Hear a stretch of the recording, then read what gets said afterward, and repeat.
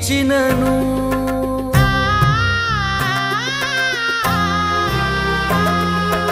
ఆగని పరుగుల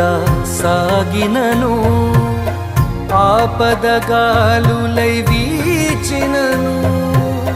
పడిపోలేదు నా జీవితం పడిపోలేదు నా జీవితం క్రీస్తే పునాది అయి మందిరమవగా క్రీస్తే పునాది అయి ఆలయమవగా హల్లెలూయా